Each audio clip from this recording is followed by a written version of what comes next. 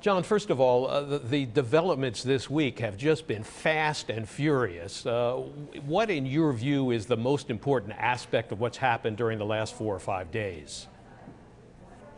Well, I mean, we could say things that have happened in the last 4 or 5 hours. The key thing to keep the eye on the ball here is the question of the new element of the investigation, which the Deputy Attorney General has told members of Congress now. Rod Rosenstein has told members of Congress the federal investigation now includes this question of cover-up. Did the president, in conversations with the FBI director, tell him to lay off or slow down or otherwise put away his investigation into former National Security Advisor Michael Flynn?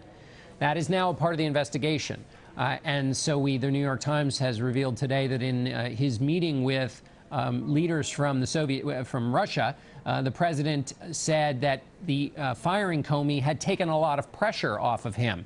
So that is another piece of evidence for those who see his firing of the FBI director as an attempt to impede or otherwise slow down the investigation. So that's the big revelation this week in terms of this investigation. And then, of course, that it's being taken care of by a special counsel, Robert Mueller, who has received praise from both Republicans and Democrats. How damaging has this week been for the president?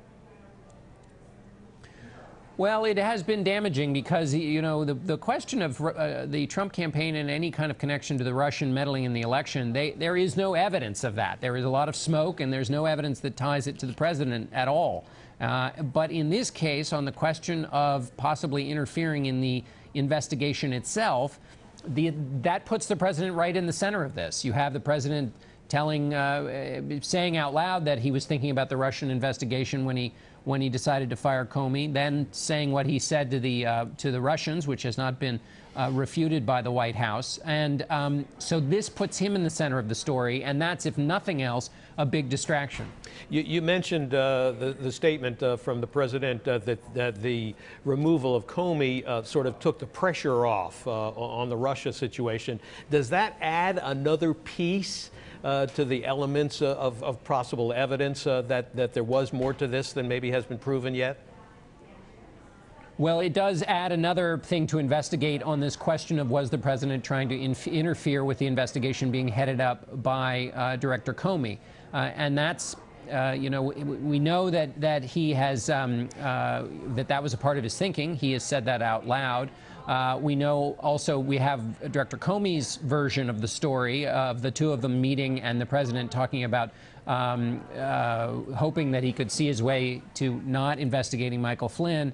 And now this is a third piece of evidence, again, from the president's own mouth, which is a part. How do we know this? Because in the notes from the meeting with the Russian leaders, the White House note takers wrote this down, and it's circulated inside the administration. So we know that the president said this, and if pressure was removed, then that suggests he might have had a motivation in firing Comey to remove that pressure. John, does all of this that's happened in as you say, the last 4 or 5 days, and the prospect of the special counsel investigation going on for months, perhaps, maybe even longer, how damaging is that to the Trump presidency, in your opinion?